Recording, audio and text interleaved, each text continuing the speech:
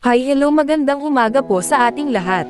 At ngayon araw sa kasalukuyan tayo naglalakad papuntang Intramuros at dito lang yan matatagpuan sa Pilipinas.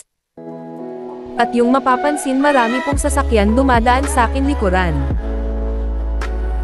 Bago tayo dadako sa iba't ibang parte ng Intramuros, alamin natin muna kung ano nga ba ang mayroon sa Intramuros at saan ba ito makikita o matatagpuan. Ang Intramuros, wikang Latin. Ang ibig sabihin, loob ng kuta. Sa Maynila ay ang kuta at ang pinakamatandang kabayanan ng Maynila. Andito tayo ngayon sa Museo de Intramuros. Museo de Intramuros ay isang ecclesiastical museum na pinamamahalaan at ng Intramuros Administration. Ito ay matatagpuan sa muling itinayong simbahan at kumbento ng San Ignacio sa loob ng makasaysayang pader na lugar ng Intramuros sa Maynila, Pilipinas. Ang ganda, di ba parang ikaw?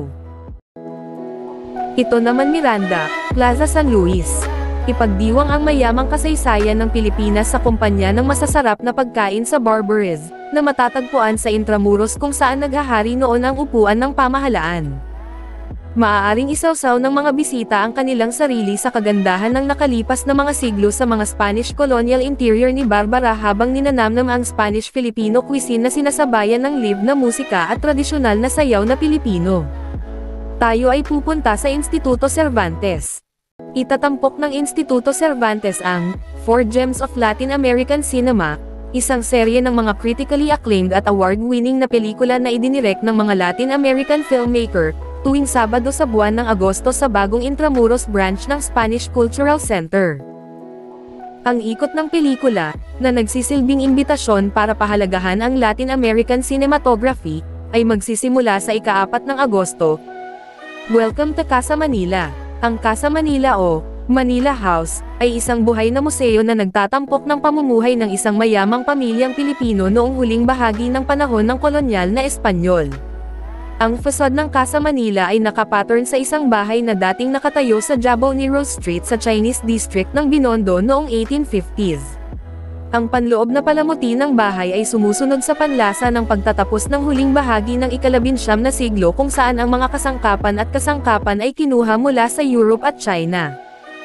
Ang mga pininturahan na dingding, mga kristal na chandelier, mga inukit na truck areas, Chinese ceramics at ginintuan na kasangkapan ay nagpapakita ng kagandahan at karangyaan ng isang ika-19 na siglong bahay sa Maynila.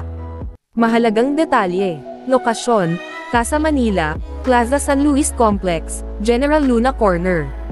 Real Sta, Intramuros, Manila. Lunes, sarado.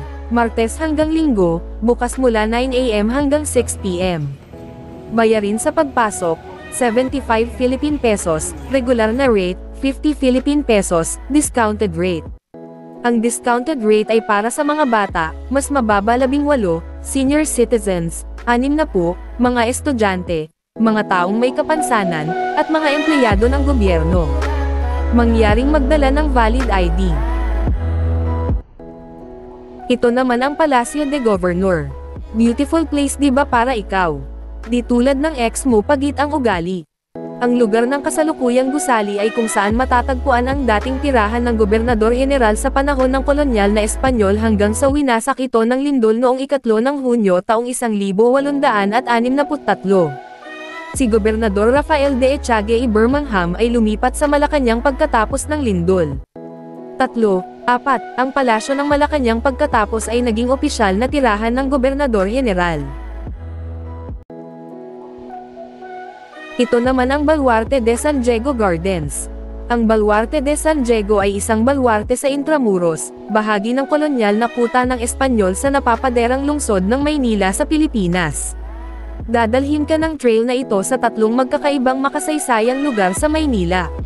Mga trail sa Baluarte de San Gabriel, pagkatapos ay dadaan sa Baluarte de San Diego, at magtatapos sa Baluarte de San Andres.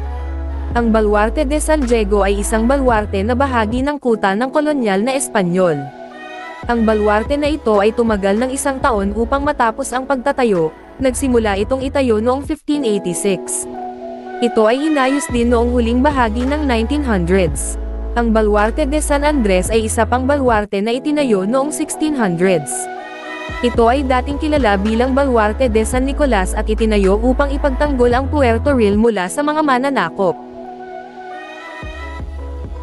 Karamihan sa mga tao sa buong mundo ay ilalarawan ang Pilipinas bilang isang bansang magkakaibang kultura.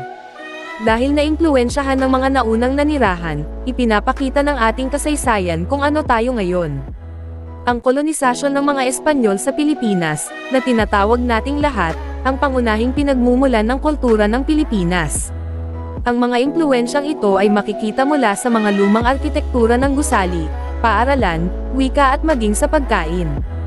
Nagsimula ang lahat sa ekspedisyong itinakda ni Ferdinand Magellan sa Cebu, na inilalarawan at ipinagdiriwang ngayon bilang sinulog. Ito ang pinakamahabang panahon na namumuno ang Pilipinas mula sa ibang bansa, mula 1521 hanggang 1898. Intramuros, Manila is a very interesting. Ang matandang mundong Intramuros na ito ay tahanan ng mga palatandaan ng panahon ng Espanyol. Ito na ang huli nating puntahan at dito lang yan sa Intramuros. Mga simpleng eskultura ng mga dating pangulo ng Pilipinas.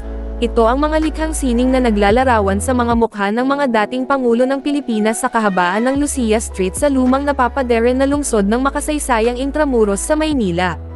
Matatagpuan ang gallery na ito sa kahabaan ng isang kalye na karaniwang dinadaanan ng mga pedestrian at mga karwahe na hinihila ng kabayo bilang bahagi ng city tour. Isang kasaysayan ng mga pangulo ng Pilipinas. Ang mga bust ng mga nakaraang pangulo ng Pilipinas ay tumutulong sa iyo na makita ang kasaysayan at ang mga naghaharing pamilya ng Pilipinas. Pinagsamang modern history at art.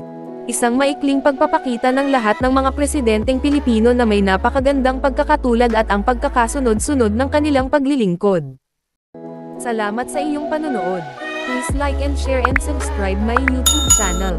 Para updated kayo lagi sa bago kong video upload. At, pwede rin kayo mag-comment. Just leave your message.